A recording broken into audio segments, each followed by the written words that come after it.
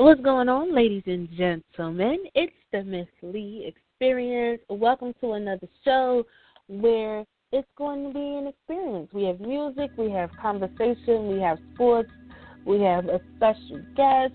And it's a conversation about ADHD. And it's one of the first conversations, but not the last conversation that we're going to have on ADHD. I hope you guys had a great week. I know I had a great day. It felt good to just be off from the 9 to 5 and just kind of mellow out and chill and just take it easy and just enjoy the blessings that the man upstairs have allowed me to see, which is another day. I hope you guys had a wonderful day as well. Tis is the season, man. It is already December. I can't believe it. I can't believe it. It's already December. Everybody is trying to get in the holiday spirit. Everybody's out there, jumping in the Black Friday sales were last week and, getting the Christmas shopping and Hanukkah gathering, goodies together, and the Kwanzaa preparations are going in, and getting ready for 2017. It's crazy that, it's going to be 2017 in like 29 more days-ish. But it's a blessing, nonetheless, to experience a new year, experience a new day of life, and just experience the experience. That's just what it is. Of course, as always, you know how to connect with me on social media. Search for, on Twitter, Justmisslee. On Instagram, it's Justmisslee. And, of course, like the Facebook fan page, Miss Lee. Also, JT is doing some big things on social media as well. Follow him. He's our sports gentleman. He's doing wonderful things in the sports world and bringing the hottest sports news right, to you every Friday night here on the show.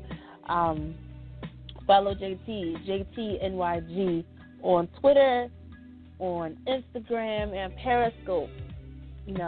Follow him. Get it doing. Make it do what it do. And if you have show topic ideas or you want to share what you're doing this holiday season, feel free to send me an email at justmisslee@gmail.com. Because it's the season. It's about giving back. It's about making wonderful people happy and sharing the gifts of loveliness across the world and all that you can touch and just doing wonderful things. Phone lines are always open, as always. 347-934-0949 is the number. Tonight's show is, again, about ADHD and what that is. If you're not sure, you hear the term but unsure of the meaning. What are these abbreviations all about? It's attention deficit hyperactivity disorder. And I felt that it was time. I've had a radio show for a minute, from Stilettos and Combos and now the Miss Lee Experience. I really want to bring some real life topics and real life lifestyle situations to you, so we can not only live in harmony and understand the wonderful blessings and intricacies that we are living with amongst our people, our friends, our neighbors, and our co-workers, our young people, the students and things of that nature. So, this is the first of many other topics that I'm having on the Miss Lee Experience, just on mental health and physical health and spiritual health and emotional wealth and health and financial health, because we need to be aware on all aspects of life. And I'm excited that we have a guest that's going to be joining us shortly. And his name is Ronnie Sidney II. He is an awesome soul. I can't wait to talk with him. He's a therapist. He's a speaker. He's an author.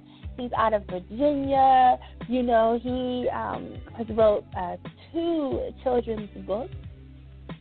One is Nelson Beats the Odds, and the other is Teresa's got a new dress. And I'm excited.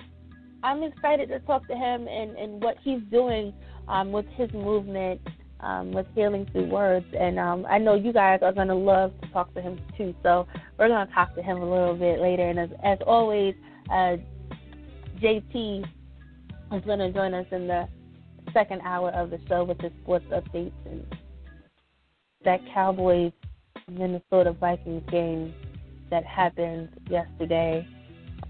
It's very special. It was very special. He got a lot to say. So just be ready. So be ready for that. He is not with us tonight. He's traveling. So traveling mercies and blessings and prayers for him and his safe return back to his home. But I'm ready to dive in, and I just wanted to take a minute or two and just kind of talk about attention deficit hyperactivity disorder, because I think a lot of people don't understand this disorder. A lot of people aren't aware of how impactful and it could be when you're raising children, or your kids are friends with children, or you are friends with an adult who has this, and you're just kind of like, why is this person so special? So there's I love my resources. I love going to the source of getting the right information out to you. And as always, I'm going to share these websites and links and things of that nature on the Justmisslee fan page, Twitter, as well, so you guys can take a look. But I'm right at www.nih.gov. So let me read that again. www.nih.gov. And this is the website for the National Institute of Mental Health. Okay? So, attention deficit hyperactivity disorder is a brain disorder marked by an ongoing pattern of inattention and or hyperactivity, impulsivity that interferes with functioning and development. So, breaking apart the inattention, right? So that pretty much means that a person who's suffering with that, they struggle with being focused. They're not quite organized. Comprehension is a struggle at times. They kind of wander off. It's kind of hard for them to kind of focus, and kind of stay clear to the path of greatness, on the path that everybody is focused on. So they're just, their attention span is a little off. The hyperactivity side of it is that this individual, they move, they're around, they move, they fidget, they talk, they just can't sit still. They're just jittery and just all over the place, and physically they just can't control themselves, and their nerves are just everywhere. Okay? Impulsivity is that the individual who's dealing with this, they make impulsive moves without thinking, and sometimes they don't realize that their impulse to do something without thinking can also generate harm. They also may be a little socially intrusive, and they might interrupt individuals, and they don't really think about the consequences when they make decisions and how it impacts other people. I think a lot of people struggle with that as a whole. You know what I'm saying? I think a lot of people, make these decisions about life, and then they just they don't think about the long-term situation. But that's the basics of ADHD. Okay, so when you have someone who is dealing and living with ADHD, they might have one or two of those behavioral situations. So they might have the impulse and the inattention, but not the hyperactivity, or they might have the inattention, but not the impulse, but they got the, so they have a combination of all. Not all people struggle with all three at one time, but every case is different. Every situation is different. And I think it's important that we understand the inner workings of individuals and not be so quick to judge and not be so quick to put people in a box of there's something wrong with them, or they're not normal. You know, everybody has been born and created by the image that the man upstairs wanted them to be. You know what I'm saying? And it's just about how we adjust and learn different people, you know? And it's hard because, you know, you want, you know, and the thing is, too, we might want someone to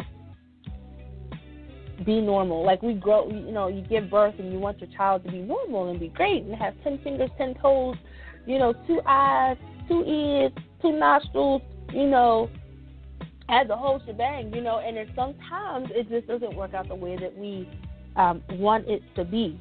But the important thing is that we understand that just because someone might be a little different physically, emotionally, or mentally, doesn't mean that they should be treated any differently. So I love the fact that more information is being released, you know, on various websites. There's so many organizations out there that's making moves and trying to educate and create wonderful awareness and highlight the teachers and the social workers and the counselors and the therapists that are really helping us live in harmony, because that's really, really important.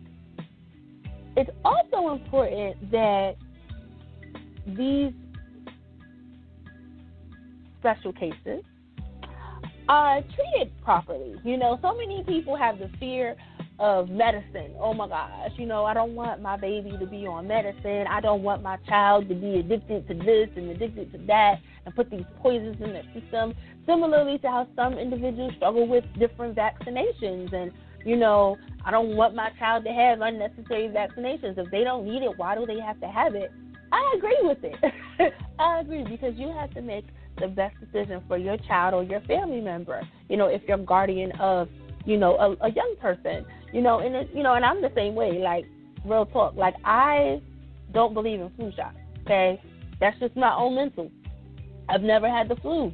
Why do I need a shot to prevent something I've never had? I could see if I had the flu multiple times. Yeah, give me something to help my body prevent the situation. However, never had the flu. Don't give me that. I'm good with my life. You know what I'm saying? So, but there are so many different types of treatment. There's so many types of resources out there to help individuals with ADHD, to help them improve their ability to work efficiently and learn on the same level as other, you know, the rest of the class, and focus on work. Sometimes I think I have ADHD because I be at work and I don't be focused at all. It's a struggle. It's a daily struggle. I don't know. I'm just diagnosing myself. But there are different types of therapies. There's different types of treatments. And a lot of these medicines that are out there for the public, there are side effects. So it's important that we educate ourselves on the pros and the cons. And your child or your young person or your older person, by taking these various medicines, they might change. And it's a struggle to say, hey, well, they're focused, but they're pretty nonchalant, or they're not as fidgety, but they're pretty numb, you know. And it's a very difficult thing to experience, but everything works differently for different people, and it's kind of like a trial and error. And that's why it's important to have great doctors, great support systems, great resources out there to help you out. You know, so we're going to break it apart tonight. Again, this is the first of many conversations that we are going to have, you know, on ADHD. We're going to, you know, unleash some multimedia links. There's videos, there's research out there, and trials, and all kinds of wonderful things out there, because this is an ongoing educational experience. You know, there's no cure for these various disorders and situations. You know, just like it's a learning experience. Every day there's new developments, there's new treatments, there's new diagnosis, there's new testimonies, you know, so in every situation is different. So that's why I'm uber excited. Yay, I said Uber like 20 times to talk with Ronnie Sidney and, you know, hear what he's doing and seeing how he's helping the awareness and fighting the cause and doing wonderful things in the field of social work. So I wanna know what's up. 347-934-0949. We'll be back. Got some music, you know. I'm taking it back with this one. I'm going back in the day to some feel-good music and do it all, man. We just got to love each other. So this is an oldie but goodie. I hope you love it. The name of the group is GQ, and the name of the song is I Do Love You. It's the Misslee Experience, and, of course, I'm Misslee. We'll be back.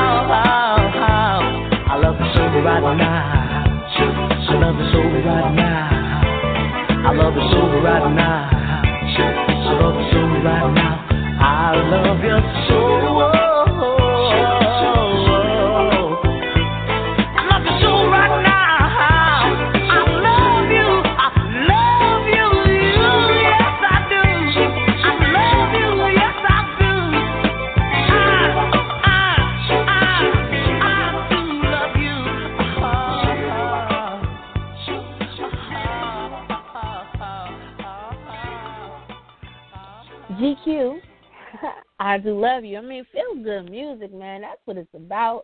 It's the Miss Lee Experience. I'm Miss Lee. This is the first conversation that we're having on the air about ADHD. I mean, because we need to talk about it.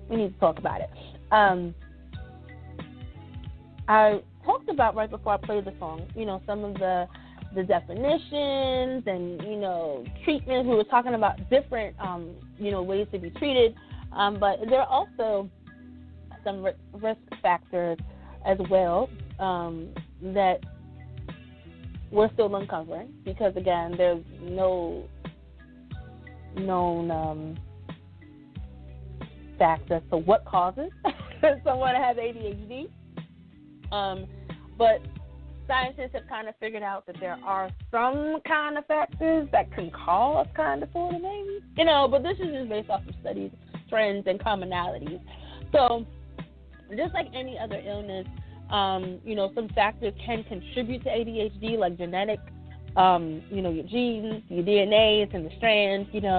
Cigarette smoking, alcohol use, or drug use during pregnancy can possibly cause, amongst other things that it can cause.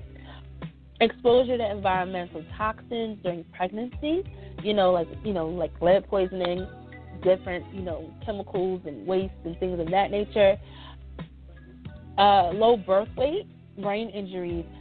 They have noticed a commonality that ADHD is more common in males than it is in females, which is kind of interesting. How there's some types of illnesses that affect women more than men, but the trend is that males it's more common in males than females.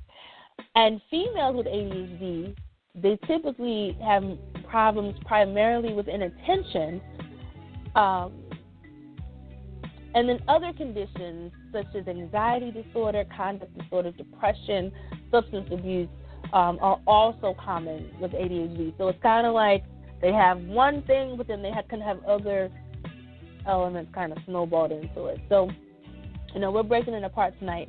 I mentioned earlier in the show that we have a wonderful special guest who is joining us, and he is out of Virginia. His name is Ronnie Sidney. He has started a movement called Healing Through Words. He is an author. He's doing wonderful things, and I'm so happy to have him on the show. Welcome to the show, Ronnie Sidney. How are you? I'm doing good. Can you hear me? Good. Yes, I hear you. Oh, yeah, I'm doing great.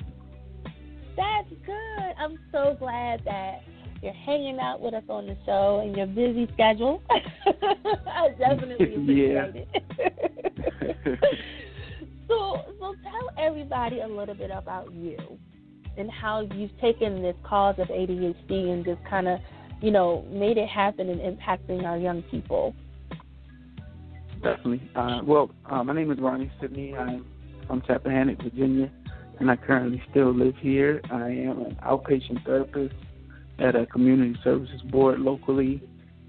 Also an author of the book Nelson Beats the Odds, which sort of propelled me into the spotlight in terms of bringing awareness to ADHD. And the character Nelson in the book is based off of my experience in school with ADHD and learning disability.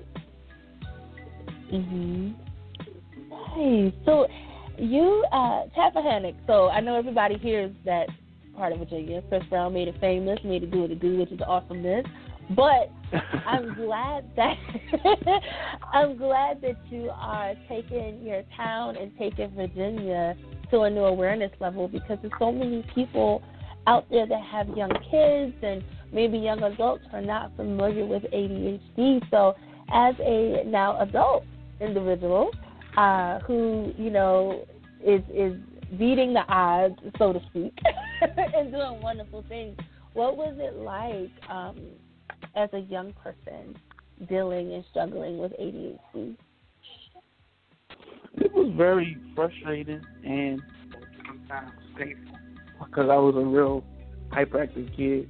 And when I was young, my cousin, she had told me that my mom used to pluck me a lot. So they used to call me Pluck as a kid because I was just so hyperactive and so impulsive that, that was just my mom's way of kind of bringing me back. But having ADHD, just being impulsive. I got into a lot of trouble as a kid, just not thinking, and talking before. I thought, especially a lot of talking in class, and also on the school bus, pretty much everywhere at church. Being inattentive, restless. So all of the the warning signs, and also the being absent-minded, because you really just focus on so many different things that you can't quite focus on everything. And that's something I still struggle with, as an adult. Yeah, I bet, like, especially if you're a person who is determined and like you like, if you have that mindset, like, I'm going to do what I want to do because I want to do it and nobody can tell me no, but then also having the other side of it where you just can't focus at the same time, but you want to do something, I can only imagine how the mind is just at war, and you're just trying to figure it out, but you don't know why. You're trying to figure it out and how others can react to that, so it's a very special situation for a lot of our young people and older people out there nowadays. Definitely. I know for me too, the handwriting, like, that was probably my biggest reason for ending up in special education. A lot of it was really just, like you said, those racing thoughts where you have so much going on, but your hand can only move so fast. And all the time I would try to, my hands couldn't keep up with what was going on in my mind, and my papers would look really messy. I do a lot of erasing, and I go hand the paper in, and the teacher couldn't read it, and it just creates more frustration. It's like you try your best to calm down and to listen and to do right, but you have challenges that impede that. And so you were born in the 80s, and I'm an 80s baby too, I'm a little bit before you, but I'm an 80s baby with you, and and in the 80s, like, I remember growing up and, being in school and, like, the mid to late 80s, and, school was just a different world back then than it is now. Like, I feel like education is taken seriously now, but I think back then it was like, you're going to school, you're going to get A's because I said so, and I'm telling your mama, and your mama going to come to the school, and then it's going down, and it's like, so whereas now there's so many other layers that protects our kids, but still can baby our kids at the same time. So how did your teachers, you mentioned your handwriting and things of that nature, but was there a strong awareness in the 80s of what ADHD was? Or was it more so, oh, he's just struggling with this or that, or, and let's just go ahead and help him learn differently? Was it a real diagnosis in the 80s, or did you not get diagnosed until, like, later on in life? In the 80s, there was a big push for Ritalin.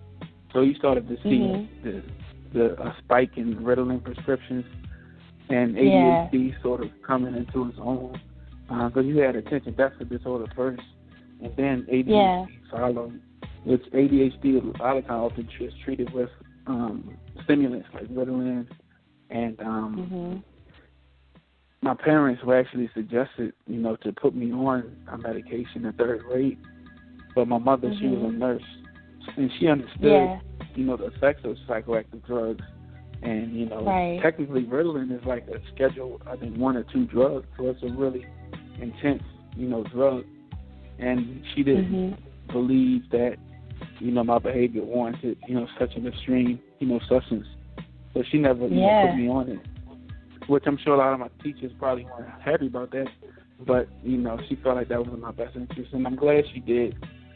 Because those stimulants can really, use them for the long term, they can, have an adverse effect, depending on your body chemistry. Yeah. Mama knows best, man. Mama knows, man.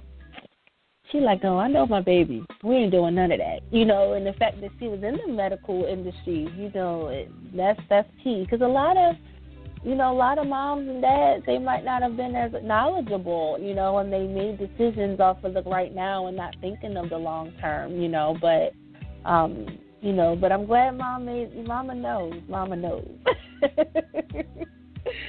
So tell us about Nelson. I love the cover. He was such a superhero, and he's just awesome. And I love children's books, and I love, you know, the fact that you and I love that you are one of those authors like others who are sharing stories about kids, relating to other kids, doing kids things, and living in this crazy world of life. So tell us, about Nelson and what was your, you mentioned your inspiration was, your story, but was it something that came to you overnight, or you've always thought about being an author? Well, I was a poet in college. I went to a school called Old Dominion University in Virginia, and I used to host open mic, so I would write a lot of poetry, in college. And a lot of it was, I had some love poems, but a lot of it was really social justice, conscious type poems. And in college, I really, just surrounded myself with a lot of, conscious individuals and doing a lot of reading about our history and, became more social justice oriented. And when I finished college, I joined the National Association of Black Social Workers, and I created a presentation called Beating the Odds, How I Survived Special Education. So I pretty much wrote about my whole experience in special education and education, and that was sort of the precipice for my book. So that came first. Then I wrote the book, which was easy because I already had my life story sort of written out. And I made it a semi-autobiographical book just because of certain parts that I needed to add on, because I wanted to have additional characters in the series that have different issues. So in the book, Nelson has 4 friends, and each of his friends are going to have their own spin-off book. But Nelson is kind of like the main character that sort of is the glue for all of the friends interacting with each other. Cool, I like it. And now there's Tameka. So what's up with her? She got a new dress, and she's being fancy. Yeah. And I think, because it's a pretty popular post on Instagram, and people are like, why does she have a dress and Nelson beats the eyes? Why can't she beat the eyes? And the people that don't read the book, like, the book is more than the dress. Like, the dress is just the part that sort of draws you into the book. But really in the book, her story is really about her beating the odds, and it's really her story about growing up in a home where she has a mom who's abusing drugs, and she has a stepfather that's abusive, and she's having to raise her little brothers. And with this story, she gets into a fight at school, and her principal is like, this is becoming of you, because she's actually a good student. She's a gifted student, and she's well behaved. So when this happens, it sort of raises some red flags with the administration. Right. And she ends up getting removed from the home and placed with her grandmother. And then that's where she meets Nelson, because she has to go to a new school. And she also meets Misha, who's a bully at the school. And Misha is, teasing her, calling her light bright, telling her, you think you stuck up, because you got good hair and stuff like that. So her story sort of looks at how she had this rough, humble beginning, and how her grandmother sews her this African-style dress to sort of give her this confidence to feel good about herself for once, so to stand up to her bully. And that warms my heart, because I think so many of our young people, they're so influenced by what they don't have, and trying to keep up with the next person in school and get the new pair of shoes just because their classmate got the shoes, or getting an iPhone because, and it's just the qualities and values and foundation pieces that I remember learning in school, when I was, growing up and things of that nature. You know, I know it's a generational difference now than it was back then, but those are the wonderful things that our kids need to know. Like, let's talk about how you need to be confident. You need to love everybody just as they love you. Like, just because people are different, you need to just show everybody. People that might not like you, you still have to love them, but then show them you're confident in who you are. And I think that's awesome, especially for young girls. Yeah. That's huge, and that just warms my heart. I love it. I love it. Where can people pick up the book? The book is available on Amazon. You could also order it on Walmart.com, BarnesandNobles.com. Order it off the website. I ship signed copies. Some people like to have that book signed and have special notes sent to loved ones. So you can order that off the website. And I have it paperback, hardcover, and also the ebook. If you download my app, the Nelson Beats the Odds Comic Creator app, both books are on the app, and they're free downloads. So, once you download the app, you have access to the books. Because I came in it really, my motive was really to, for one, increase literacy, to get our kids reading. Two, to have books that represent and have characters of color in there, and books about our experience. And then the third piece was really to show kids and inspire kids to beat the odds, and to really have them think about the resilience and how resilient they are, and how they've overcome so many challenges in life, and how that is going to make them strong. And that's really the key, is for them to know that they're capable of overcoming anything, any challenge. And learning that young is so important, because those are those things that you keep, that stay with you. You might fall off track, as you grow, you get a little hard-headed, life gets in the way, but those foundational pieces that still are there, and you always go back to your roots, which is cool, to have those different resources there, and to share the story and that in the way to help other people.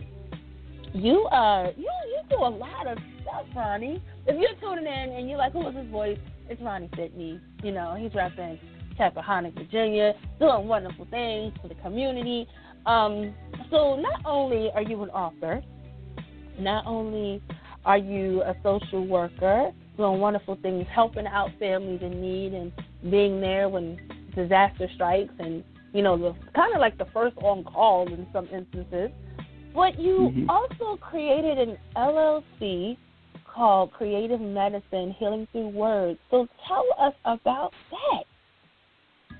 You're just so busy. Yeah, that was my first baby. That was my initial child, and what happened was I created it because I was working at a prison in Virginia, and like I said, I was a host of open mic, so I knew how healing words were, and I knew how individuals in a group sharing can learn from each other. So I wanted to get a writing group started at the prison, but I was unable to, and I ended up doing it at a jail. And the name of the group was Creative Medicine Healing Through Words, and it was really successful. So I wanted to expand it and do it in the community. And so I started the LLC because I've always been wanting to start a business, and I started the LLC in hopes to really push that. But then when my book came out, I said, hey, I could publish my book under my LLC because it's really difficult to get published nowadays. And I went online and did a lot of research about writing and publishing, and I heard and read this self-publishing is easy. So I said I didn't want to wait 6 years and have my book rejected 60 times. So I said I just do it myself, because I felt like kids, need this book right now. I don't think we have 6 to 5, 5 or 6 years to wait to get this book in kids' hands. So I found a really great illustrator out of New York, Imagine That Design, and they really helped me to be able to get the book out. My first book came out in less than 5 months. I mean, that's from me sending the transcript to them to them sending me back, the full book.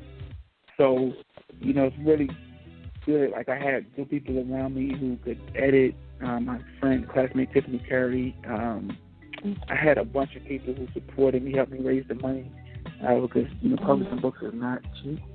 So, my company, everything is really done under that umbrella of the LLC. And, it's just really been, just a blessing to really have that business. And the name alone, and the logo is really cool, too. But the name is just really good. Like, I really feel like words and using creativity and art as ways or therapeutic interventions is really, for me, I think the most sustaining. Because, if you read Tameka's new dress, her first social worker gives her, a journal, asks her, she likes to write, and she writes a poem in a book.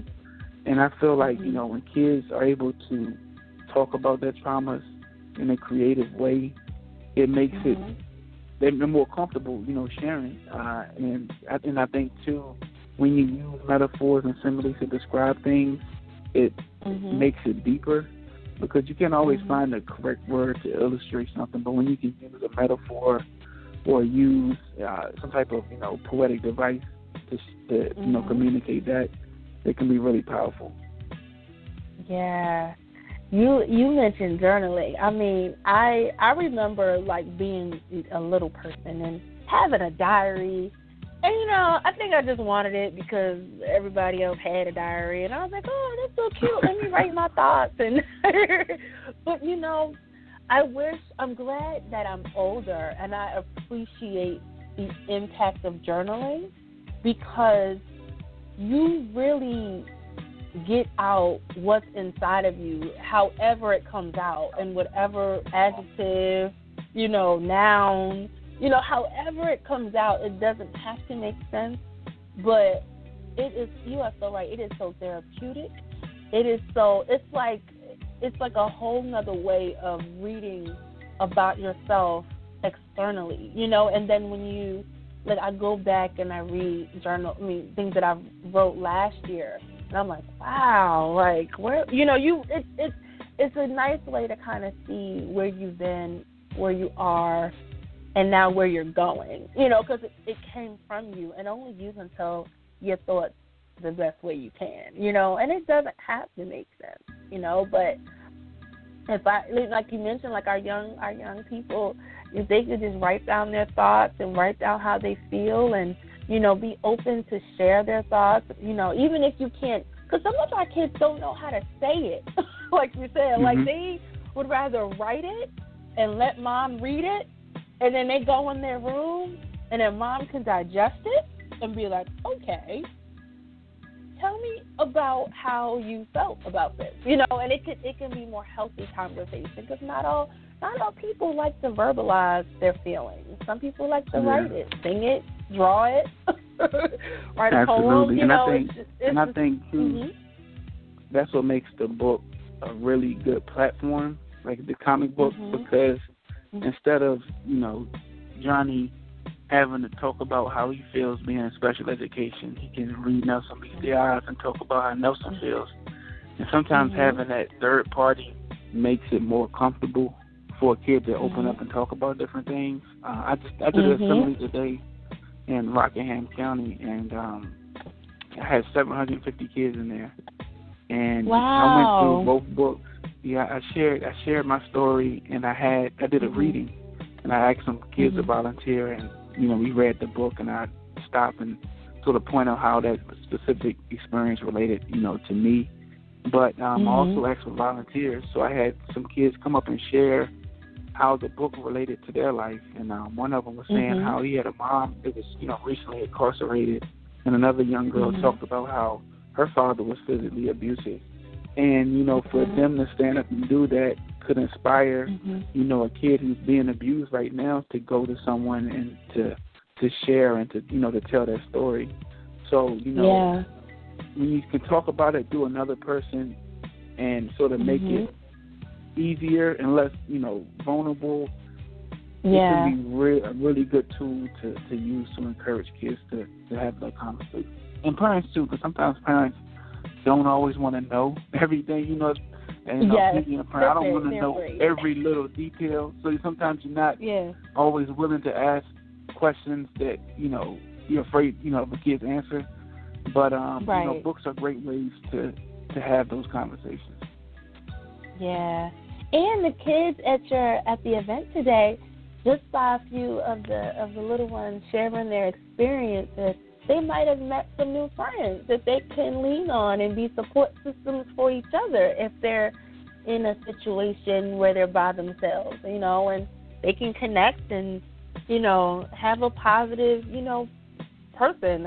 I've been through that. I know how it feels, and, and kind of be there to cry on each other, because little people need love just like big people do. They do.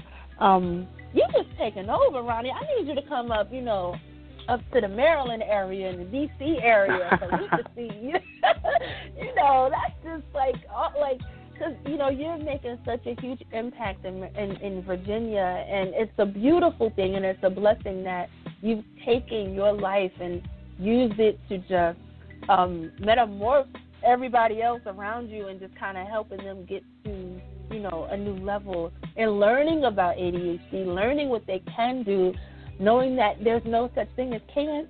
You can do anything you put your mind to, and I think more people need to learn and hear from you. And I'm just excited for you. Like, I know this journey has just begun, sort of. And you got so much more to do.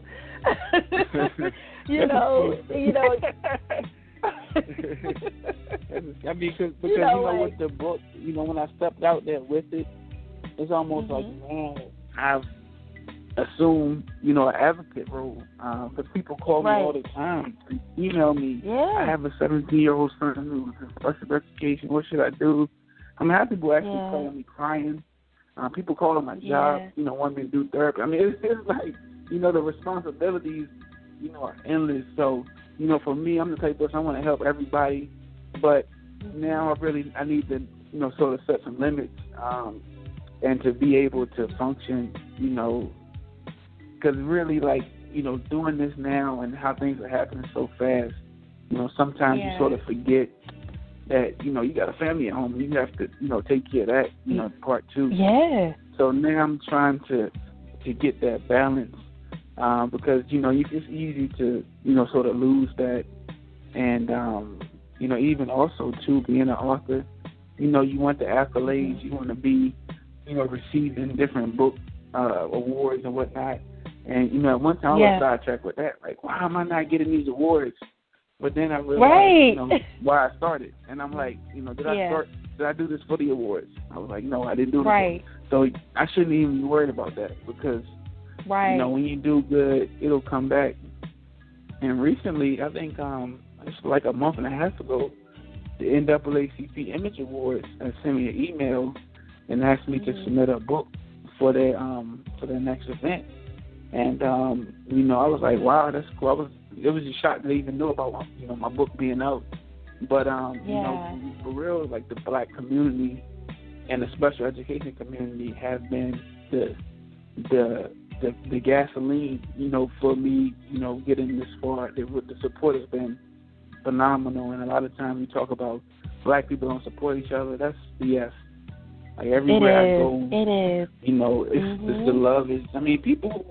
One time this guy, he wanted to buy a book, he paid in all quarters just to show love. And, the love is like so real. The community and the support has been so real, so unbelievable that it just really inspires me to just keep pushing. Yeah. That's so, you spoke real life right there because, we all, my platform, your platform, and so many others out there that's just really focused on what can you do to get your gift, your testimony out to help other people. And sometimes outside influences can really mess with your head. Like, I should be getting this and I should be there, and and it's like, wait a minute.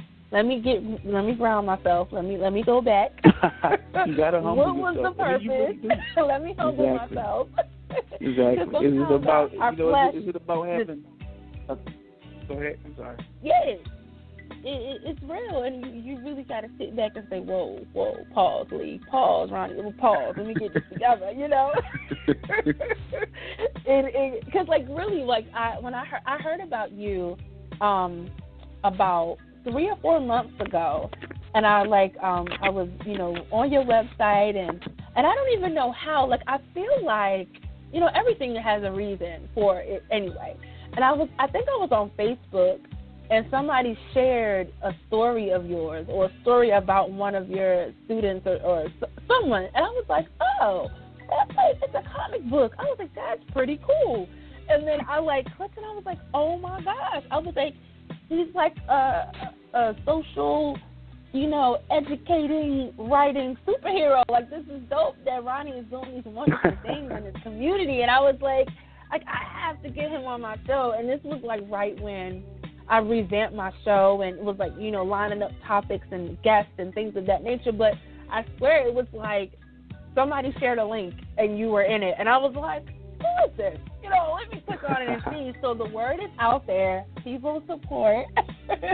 Don't believe the hype about people don't support, you know, Black people. You know, it's real, and it's just awesome because, you know, you're doing so many wonderful things and still taking care of your family and being a motivator and to others and inspiring other kids and making it interactive, and that's all just great. And I'm just so happy. I'm excited for you. Thank you. And this is, I mean, the radio, I mean, the blogs have really been giving me a lot of visibility, and being, you know, a self-published author. I mean, just being anybody that's starting a business, you know, doing a startup, you know, any type of visibility you can get on social media or on the radio or anything, you know, because you never know who you'll reach. You know, I'm really thankful, and, you know, the gratitude is definitely, you know, there, and I really appreciate it. Yes. So before you go, I have one more question. Before you tell everybody how they can connect with you, what's the plan for 2017? What's in store? What can, you know, the residents of Virginia look out for? Maybe the residents of the surrounding states can look out for? Like, what's going on in the world of Ronnie Sidney? Well, I'll be expanding. I'll definitely be expanding my range in 2017. I have an engagement, and I had a couple in New York. I have one. I'll be in Houston. I'll be in Alabama in January. I'm trying to get more national moves because, you know, Virginia, I really focus on Virginia, but really, like, D.C. is really what I want to start really aiming at, because because I can look online and tell, like, what areas my book is doing well in, and a lot of them are, you know, metropolitan areas that have a high African American population. So I realized I need to start going out there and really start hosting more events, because those people are supporting me, and they don't even know me. They just see the book and they're buying it.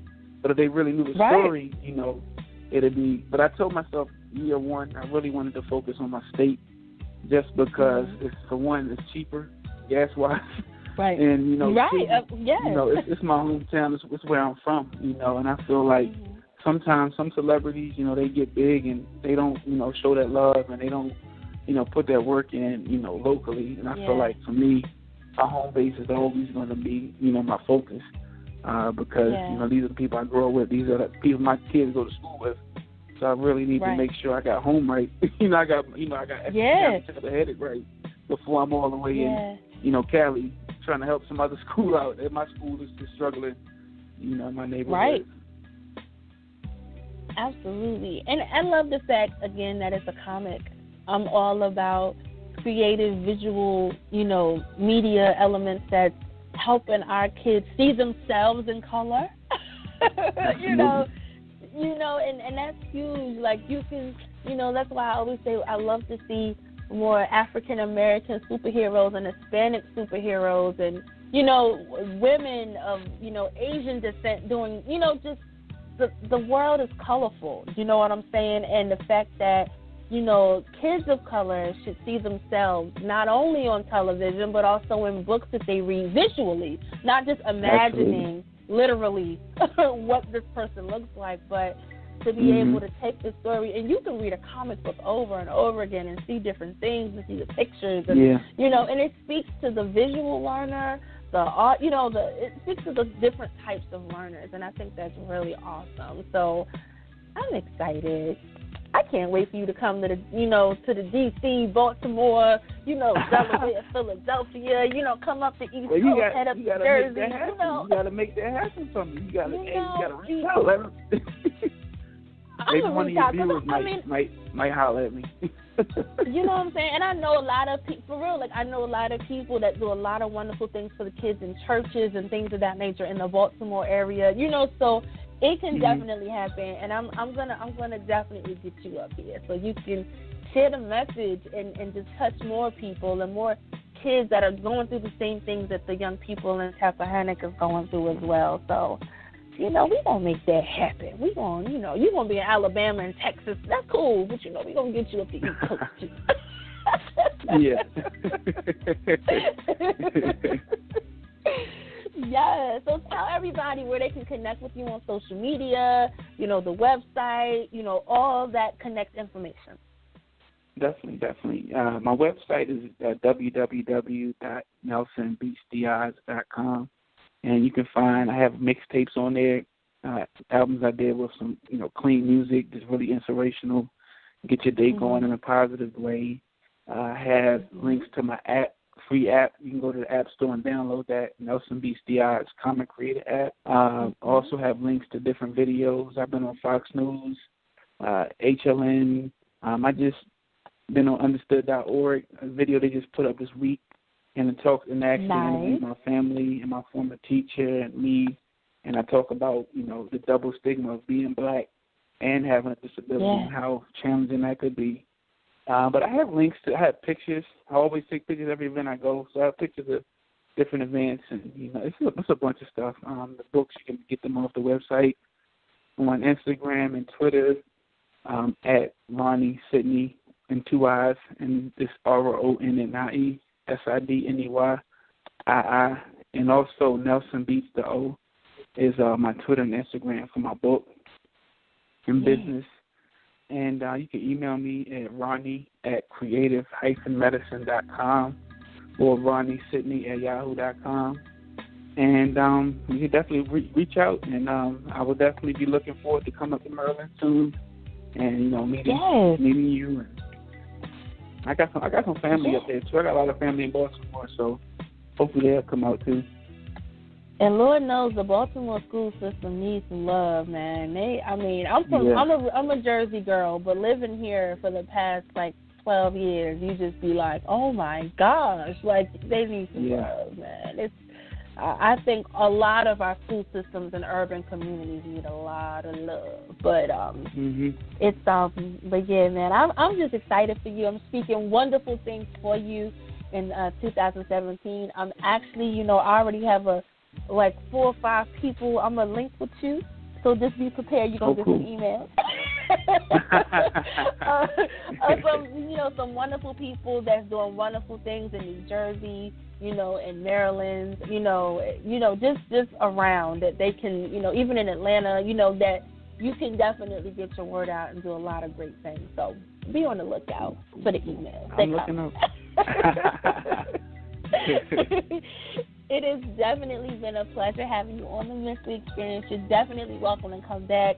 I'm an advocate. I'm sharing the links. I'm sharing the app, all that good stuff, so people can download it and follow you and just kind of get it out there, because mental health is important not only for adults but for our young people.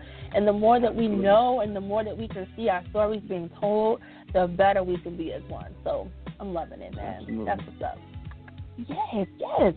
It's the Mystery Experience. That's Ronnie Sidney. We'll be back with more talk, sports, and ADHD talk.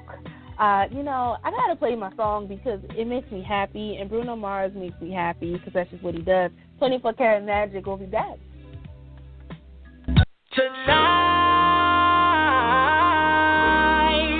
I just want to take you home. So young to be the same. Let's make this party alright.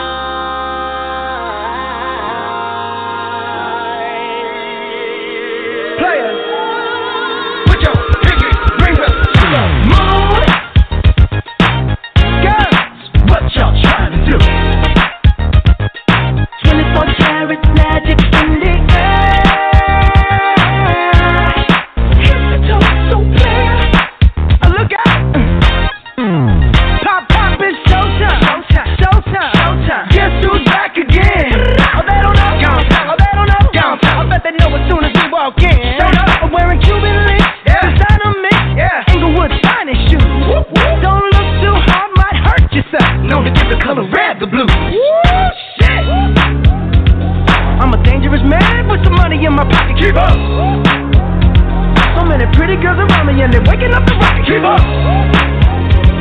Why you mad? Fix your face. Ain't my fault they all be jocking. Keep up. Players only. Come on, put your pinky rings up to the moon. Girls, what y'all trying to do? 24 karat magic in the air. Hit the toe so clear. Look out.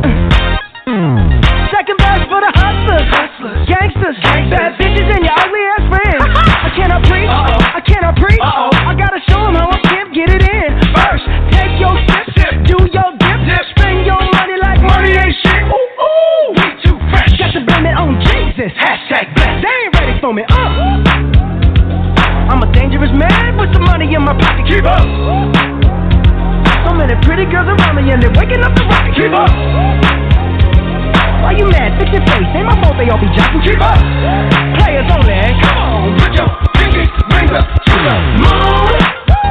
Hey girls, what y'all trying to do? What you trying to do? 24 karat magic in the air. Hit the toe so clear. Look out. Everywhere I go, they be like, oh, so bad. Everywhere I go, they be like, oh, so bad. Everywhere I go, they be like, oh, so bad. Now, watch me break it down like, 24 karat, 24 karat magic. What's that sound? 24 karat, 24 karat magic. Come on now. 24 karat, 24 karat magic. Don't fight the feeling, invite the feeling, just put your pinky rings up to the moon. Girls, what y'all trying to do? Tell me what you're trying to do. 24 karat magic in the air. Hit the toe so clear. Put your pinky rings up to the moon. Girls, what y'all trying to do? 24 karat magic in the air.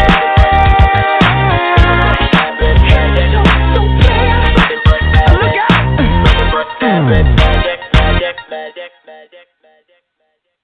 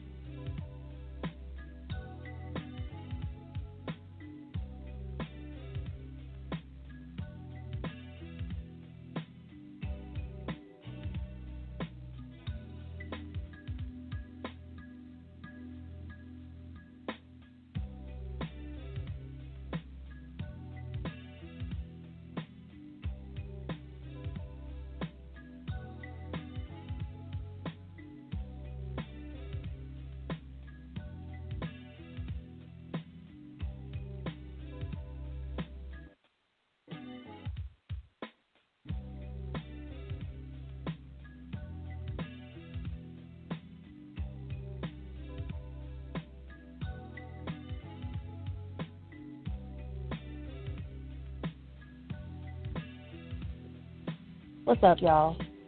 Bruno Mars, 24 Karat Magic.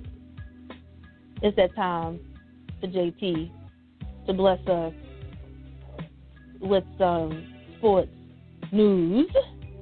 What it do? I'm ready. I got your music ready. I'm here. We going, let's do we it. Going let's in. do it. I'm ready today. It's coming. It's coming. There it is.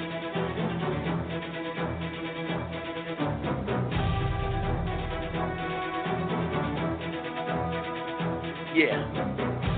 Back. And I got something to talk about today. I'm absolutely sick and tired of the new kicking rule. It's pissing me off. It's ridiculous. They need to put it back to where it was. Backing it up was stupid, and it's costing too many games. They're putting the game in the hands of players who spend 5 minutes total on the field, and I don't like it. Yep. I'm with you. Games should be determined by the people who are on the field 99% of the time. Certain situations, yes, of course, it comes down to a kick. I get it. But every game is missing more and more kicks. It's ridiculous. Put it back to the way it was. Mm-hmm. The refs, I agree. The refs are absolutely terrible this year. I don't know. Oh, they're getting worse and worse every year. They are ridiculous. Yes, Lord. This has been a good year of football, but the refs are killing it. I don't know what they need to do with these refs. Do they need to go back to training? Do they need to stop being lawyers and doctors and be refs full time? I don't know. What I do know is they need to go and study the rule book, learn what a catch is, what a catch isn't, learn all the rules that most of us that watch TV know. Why don't they? Yeah. I don't understand. Wait, so you mean, is this a full-time gig? Is it part-time? Like, do they really do other shit off season? No, a lot of the refs are doctors and lawyers that do this in their spare time. Oh. Like they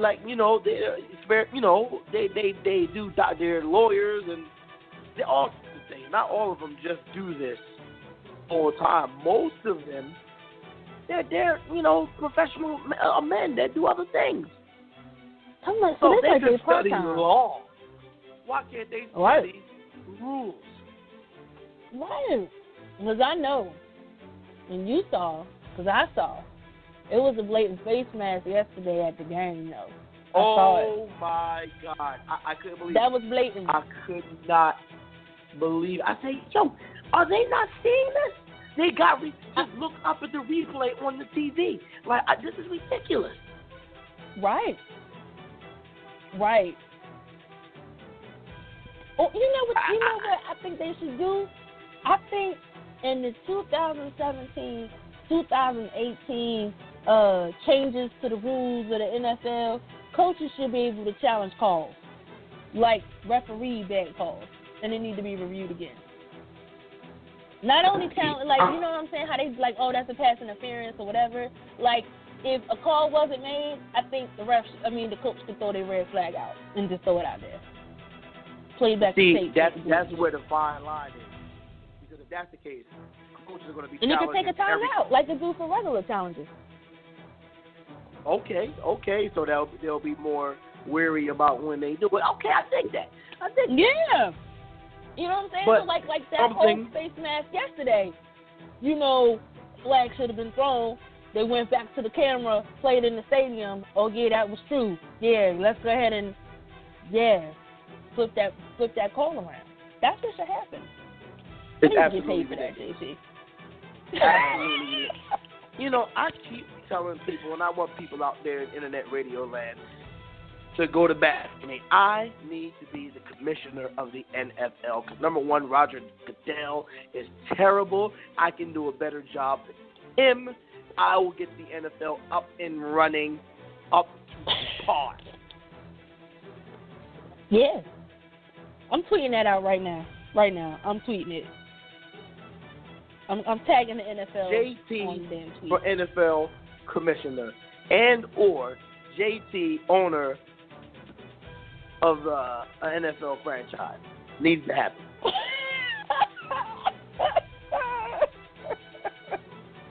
It needs to happen. It's tweeted out right now. I tweeted it. It's out. The public has seen it. It needs Follow to happen. JTNYG right now to just tweet. Reshare it. Damn it. Go ahead. I'm going to switch gears here to the NBA real quick. Okay. Besides LeBron James, I'm curious to know, who does everybody think the best player in the NBA is besides LeBron? Whether you think he is or isn't, let's just leave his name out right now. Who do you think is the best player in the NBA? Because I know who it is. I know. It is not even a question. And it's to the point where I wouldn't even be mad if you said this person is better than LeBron right now. I wouldn't even be mad. I wouldn't. I'm just saying. The best player I'm right now? Right now. Right now.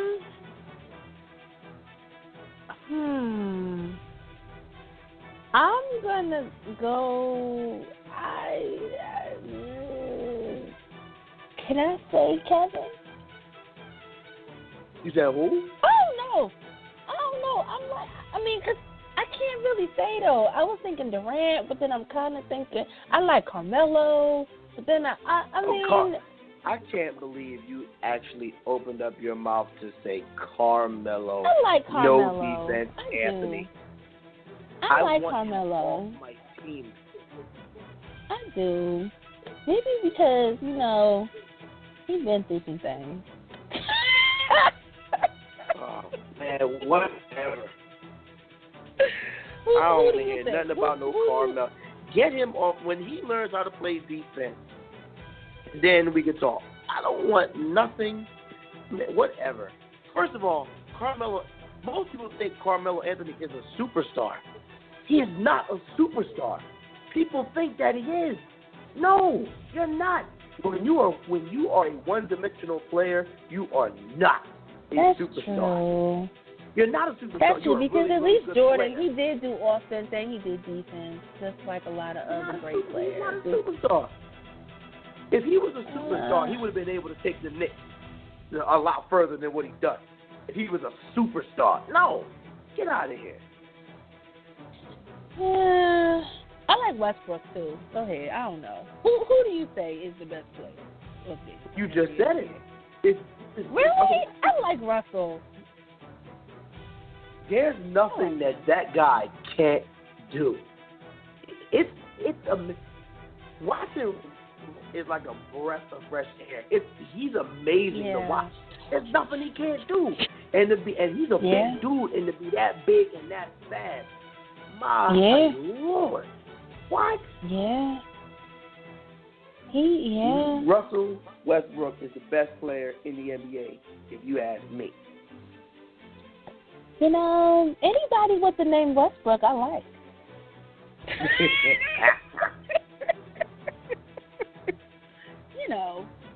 I wonder why. The Eagles, man. I'm just saying. Yeah, he used to beat up on the Giants regularly, but whatever. But Tiki used to kill y'all right back, so it's all good. That's true. But yeah, Russell, man, Oklahoma City. I'm with them. I'm with the Thunder, man. You think they're gonna keep him there forever though, or they gonna move him somewhere? Nah, I think Russ gonna be there for a while. I think he gonna be like he gonna be like Tim Duncan, be there forever. Yeah, I can see that. And I hope they build some time. Yeah. That's what's up. It is basketball time. I can't focus, y'all. You know what somebody had the nerve to say to me? What? They had the nerve to say to me, listen to this nonsense. Listen to this. James Harden is a superstar. Oh, for real? Oh, my God. Has anybody watched James Harden play defense? This guy literally moved out of the way of the person with the ball. Literally moved. At least Carmelo makes it look like he's attempting to play defense. James Harden moved out of the way. And he's a superstar? No, thank you. That's because he got that beard, man. People with beards. Does that beard make shots? Does that beard block shots? Does that beard steal basketballs? Does that beard post anybody up? No. He got the freeway. I'm sorry, go ahead. At least his beard is groomed and trimmed, unlike Freeway. That's true. But it means nothing to his label of superstar. I laugh at the label. Wait. I just looked him up, too. He made $26 million, though. You said what now? I just looked him up. He makes $26 million. Why? He makes $26.54 million this year. I don't know. Whatever, man. It should be half that because he only does half the work.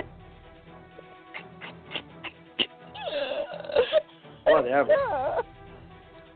Yeah. I'm not getting $26 million of production.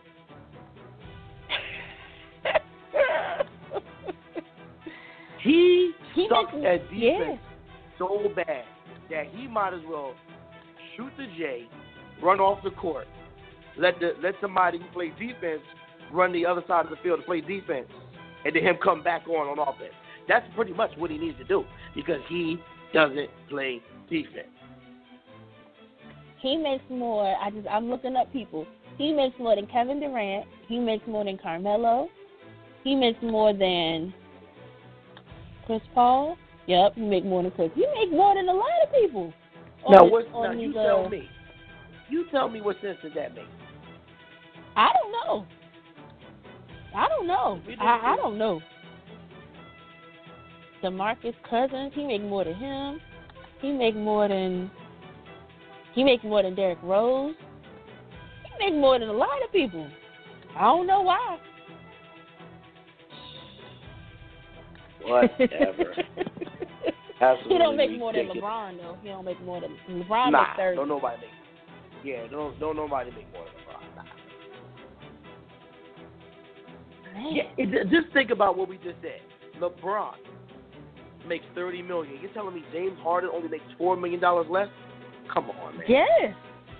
Come on. That's what I said. Stephen Curry this year made 11.3 mil. I don't understand. This is what it's saying. He's better than Harden.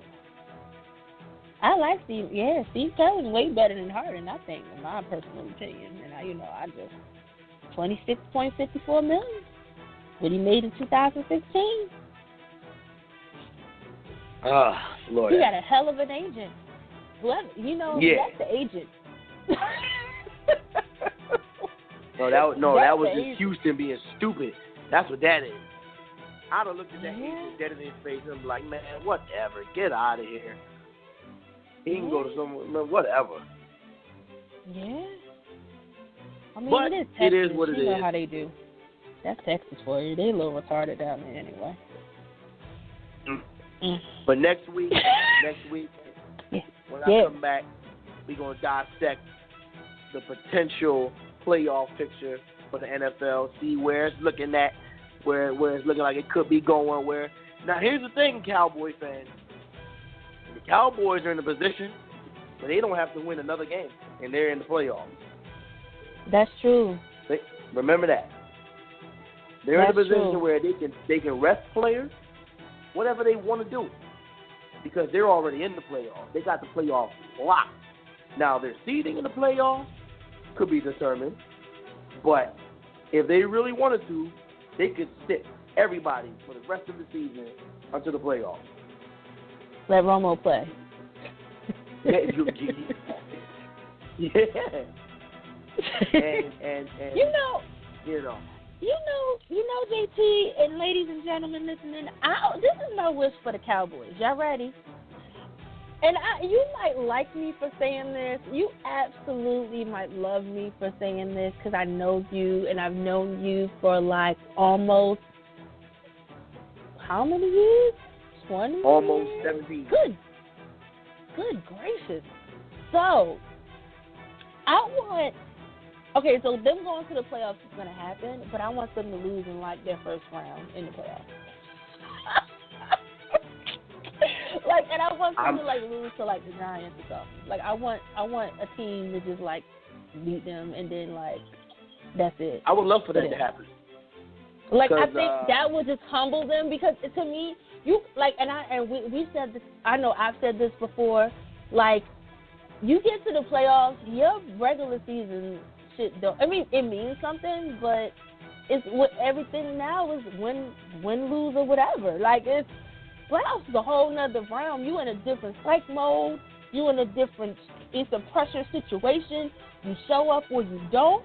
And, these Cowboy fans with these 11-1 movie logo graphics of Dak Prescott and like the, looking like a star. Did you see this graphic? I'm gonna share the graphic that I saw on my social media page, and I'm gonna share this on the Misslee page. Cowboy fans are doing too much for too. Yeah, they're coming out of the woodwork. They're coming out of the woodwork. They are. Oh yeah. And I think they needed to lose. If they just get knocked out their first game in the playoffs, I'm just gonna be excited because at that point your record means jack. Yeah. You're just like everybody else. So yeah. But here's the thing. And go there. Here's the thing. They get a horrible draft pick. I'm gonna leave y'all with this. Here's the most important thing. Okay. Even if the Cowboys lose in the playoffs this year, they're not going anywhere. I know. But see, here's the thing though. They may not go anywhere, but each loss that they do and just how Minnesota tore apart, like how they play against a good defense, other teams are studying that. That's all it is. That's true. Yeah, you're right. But we're figuring it out because they looked like they were shaking. I was like, oh, okay. I was like, okay. But there's not many teams in the NFC that right now. Who's really challenging them in the NFC? See what? Seattle? They're not looking too good right now. Okay, the Giants beat them, but I mean. Thank you for that. Thank you. Think about really, and who's a real threat to them right now? A real threat.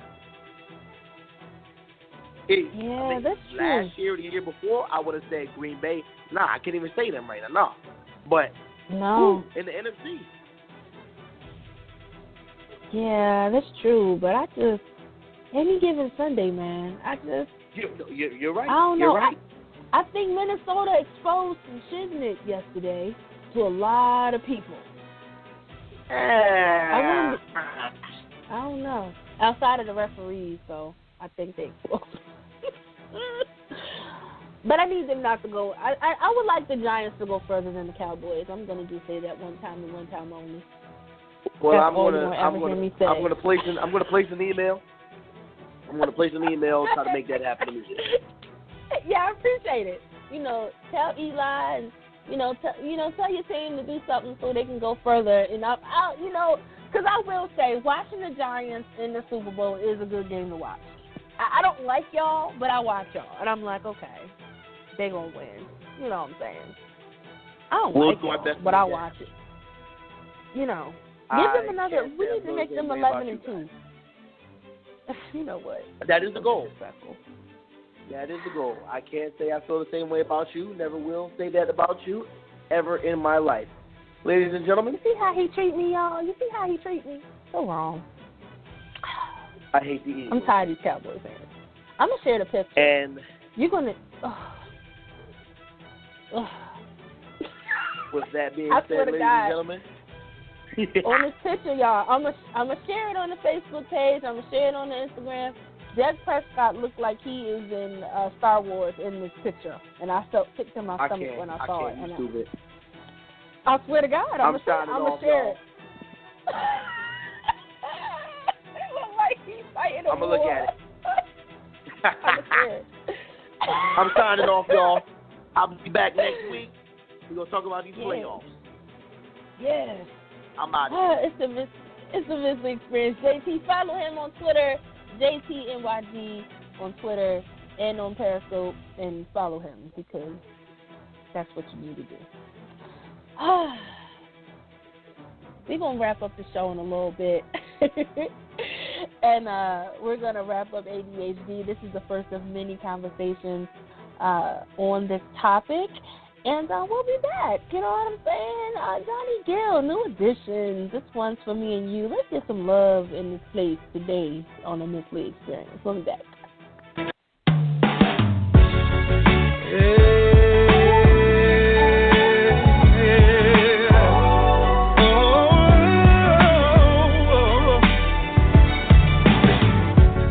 You're like a melody that never goes away. You're the sweetest thing, and an easy song to sing.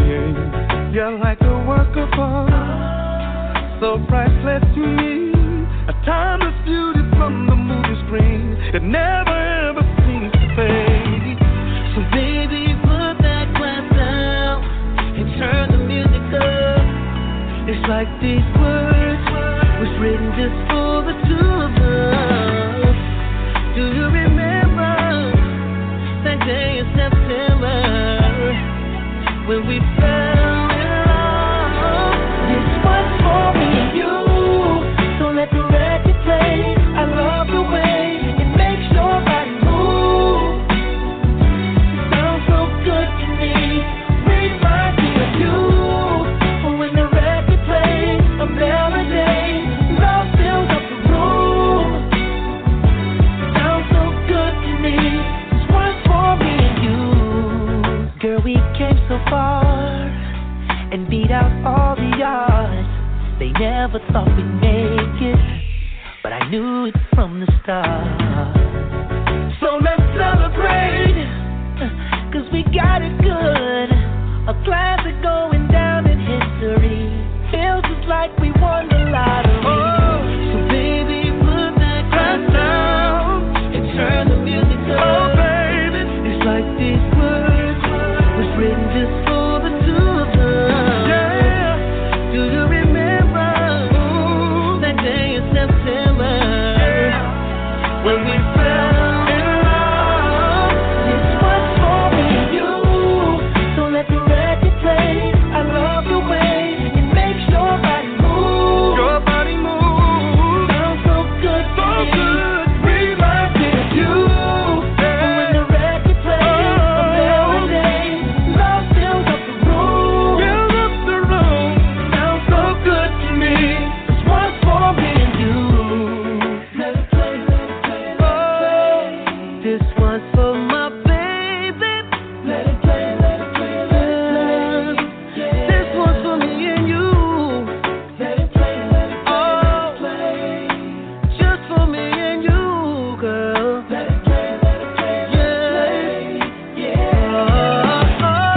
So baby, put that glass down and turn the music up. It's like these words was written just for the two of us.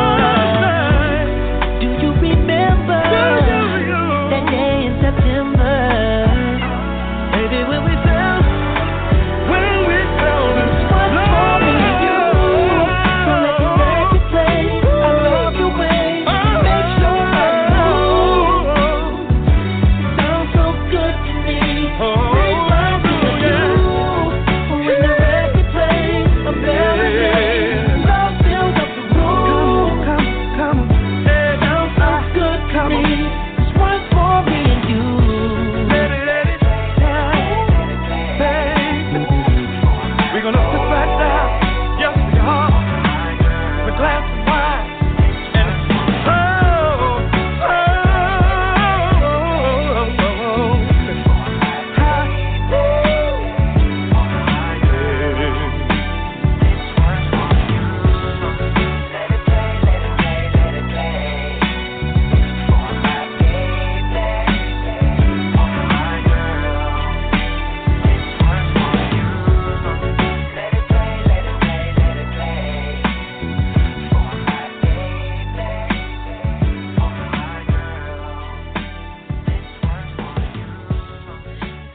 It's the Miss Lee Experience, new edition, Johnny Gill. This one's for me and you. I cannot wait for the new edition story to come on BET in January. It's going to be a 3-part event in January. I can't wait to see it and just enjoy it. I absolutely heart.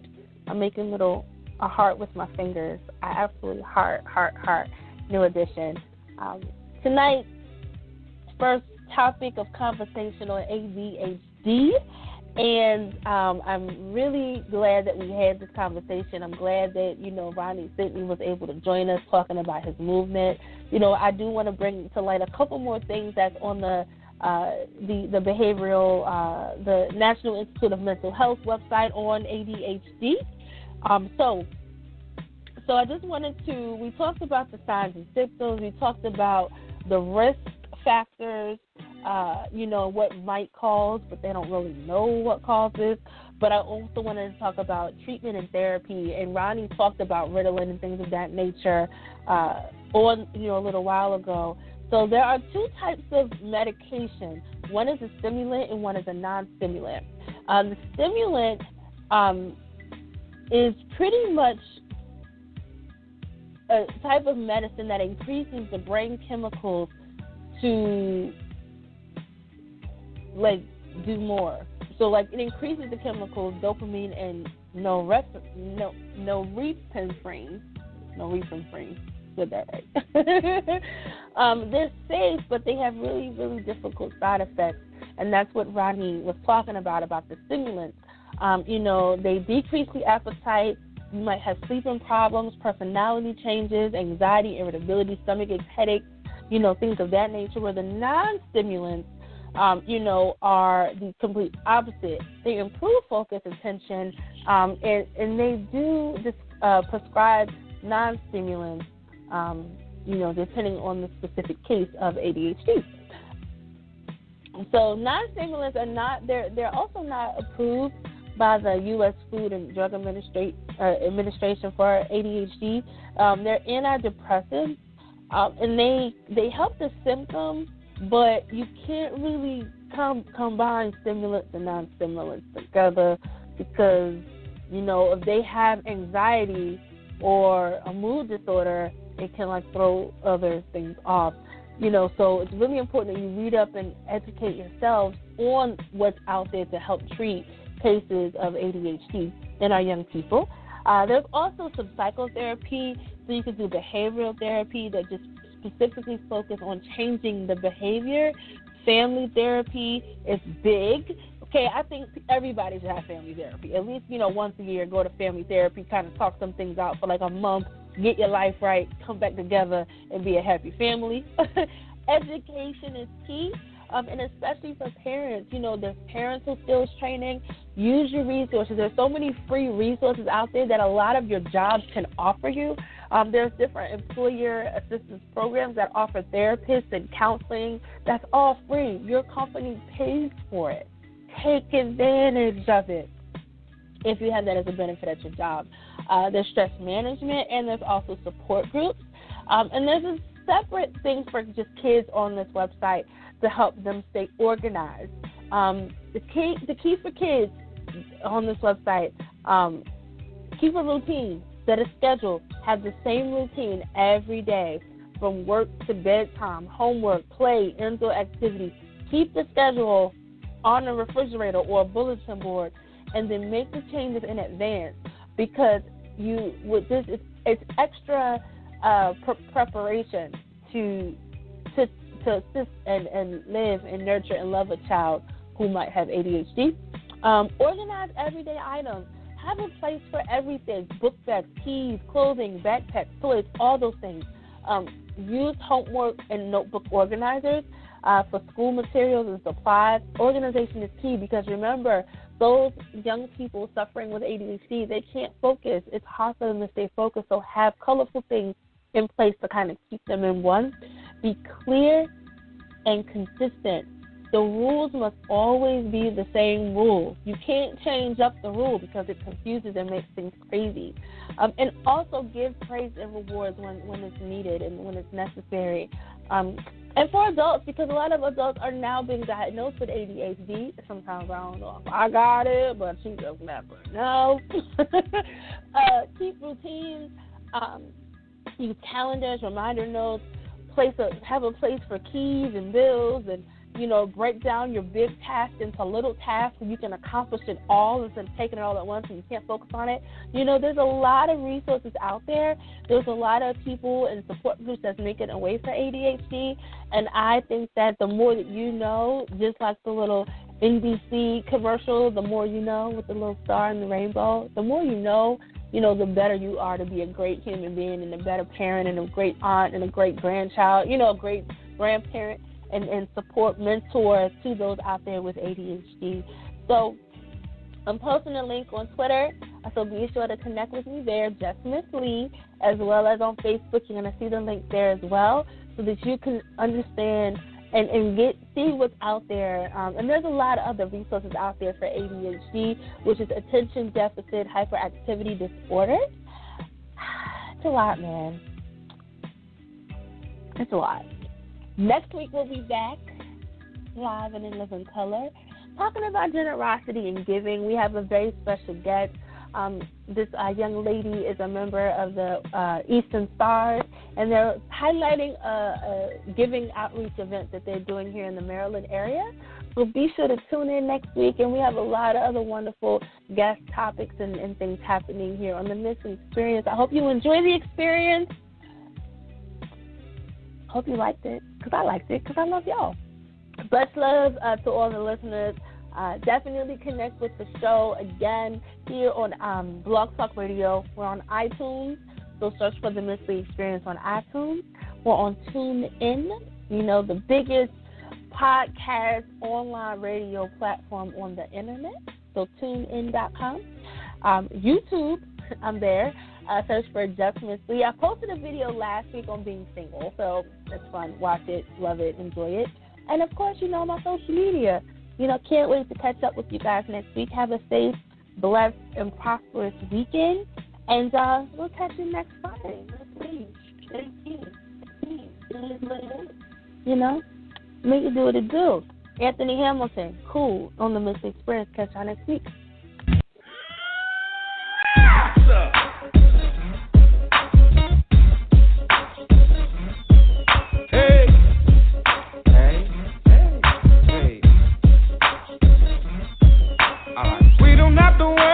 Money to have us a real good time, and we don't have to leave in the morning.